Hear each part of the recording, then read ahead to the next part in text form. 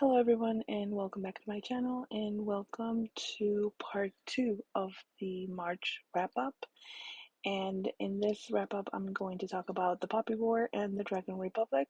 This is book 1 and 2 in the Poppy War trilogy. So yeah, for the month of March I was able to read these two. If you have seen there's a video of the Poppy War from last year, because the Poppy War is actually a reread for me. I actually got this one last year from the library. I read it and I wanted to own a copy of my own, so I ended up buying this copy and reread it. Tapped the heck out of it, as you can see. And now for the month of April, I am going to be reading The Burning God, which is the third book in the trilogy. So as you can see, like I said, I have a lot of tabs. I have a lot of highlighting. I have underlining and annotations that I did with this book because there's a lot of detail. There's so much to get from the story, and there's a lot of political stuff. There's a lot of battle strategies. So I wanted to kind of highlight everything that that involved that, and yeah, I did the same thing for the second book, as you can see. I'm actually following the read along that Erica from The Broken Spine, I'll have her channel linked in the description box below.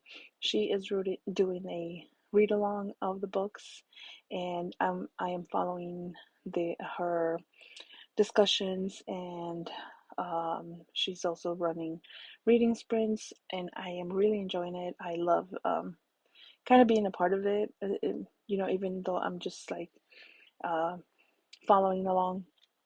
I think just getting to hear other people's perspectives of this book is a really cool thing to be a part of. So yeah, definitely when you get to hear other people talk about a book that you're reading, you get a different experience, and I'm really enjoying getting to hear the discussions and their thoughts about this book.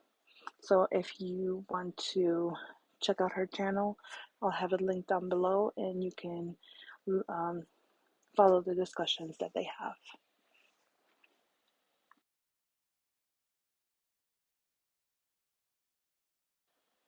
So just like I did with part 1, I was using my watercolors. I wanted to use the black because of using the black of the cover, and I am not ready to like fully venture into recreating this particular cover because there's a lot of detail. Drawing people is always intimidating for me, so I decided to just uh, put some elements from the cover into the drawing that I did for my reading journal. So I have the arrows, the bow, and I thought that was enough. And for the second book, for the Dragon Republic, there is a phoenix on the cover, so I wanted to do kind of like the wing, because again, drawing a person or drawing the full phoenix was probably not something that I was going to be able to accomplish in a short period of time. It's probably going to take me a lot of practice to do that, especially with watercolor, since I'm really new with watercolors. It's something that I don't think I want to try and do right now.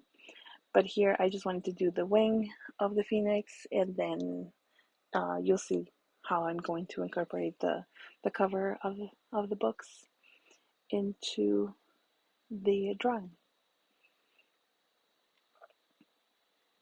I will have leave you guys the video where I show you how the printer that I use a Sprocket to get the pictures of the covers. And for every book that I read, I just print the cover so I can put it in my reading journal. And I really like doing this, even though it might seem like it's a lot to have print a picture of every book that I read. I think it looks beautiful in my reading journal, and I don't know, I just love the look of it so far. So for now, I'm going to continue to do that. And yeah, I want to include the cover so I can have an image of the cover from the book that I'm reading.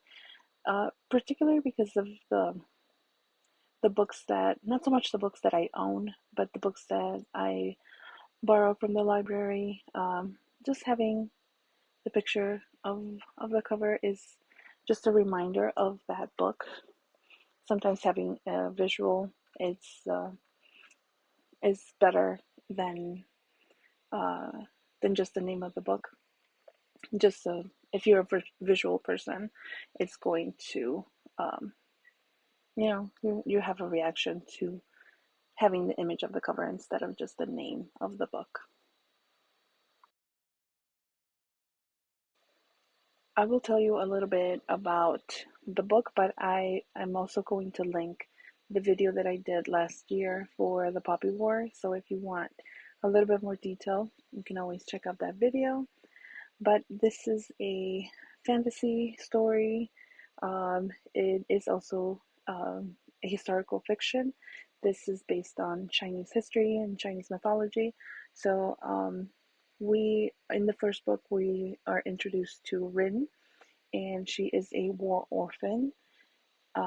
She was an orphan from the Second Poppy War, and her new family was forced to adopt her, and they see her pretty much as a burden. They don't want to deal with her, so they are planning to arrange a marriage for her, and just so she can get away with that, because of course she doesn't want to marry this person.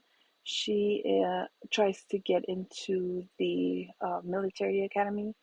To get into that, she would have to pass the Keju, and she does everything she can to do this. I mean, she's at a great disadvantage because, like I mentioned, she's a war orphan.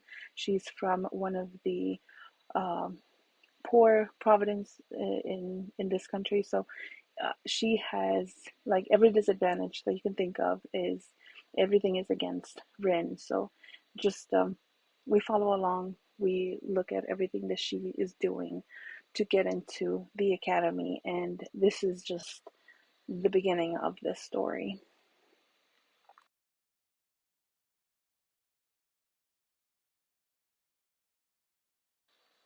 I will say, if you are a person that likes to read the trigger warnings before getting into a book, I would highly suggest that you do with this one. There is a lot of violence in this book. There are a lot of content warnings that deal with all kinds of abuse, all kinds of violence, and not only like, for example, in a battlefield, but like kind of like afterwards, the horrible things that happen after battles, and it's kind of hard to read. It's hard to digest, but yeah, definitely check out the content warnings.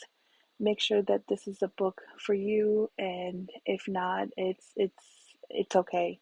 There's other books that that will be for you. It's kind of hard for me to recommend this book because at times it was very hard for me to get through. So even though I liked the story, I liked the characters, I don't want to say I enjoyed it because I didn't enjoy reading it. It's not a story that you enjoy reading, but it is a good story, although it's heartbreaking. The author did an incredible job. Her writing is, I mean, I can't even say, just saying it's amazing is too of a small thing. I mean, it's just an incredible, incredible story. However, it's hard for me to recommend it to everyone because not everyone is going to want to read something like this. So, yeah, definitely check them out and see if uh, this is a book that you will want to read.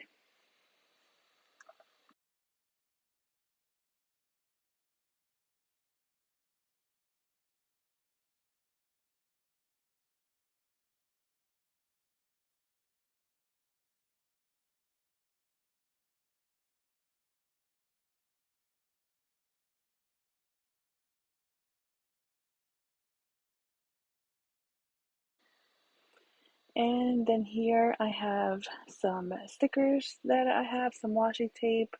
As you can see on the left side, I try to use the oranges, red colors and things like that, red ink, and so that looks something similar to the cover. And then on the right side, I try to bring out the blues, um, because of the blue cover in the second book. So yeah, I thought that was kind of neat, that with the different colors. I love these covers. I think they're so beautiful. The color on each of them is just, it pops out, is just, I don't know. I just love the covers. Also, some of the things that I write in my spreads is the length of the book, so how many pages are in each of the books, what year they were published, the day that I started reading, the day I finished reading, and the genre and the rating. I gave both of these books 5 stars.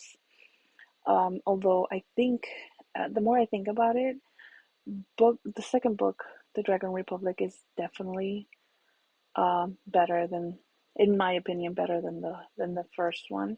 I really like all of the how the world is expanded now, and all the introduction to other characters and the politics, the strategies for battles. I really, really enjoy that. So the more and more I think about it, the more I think that I liked way more the second book than the first one. And this is how the spreads turned out.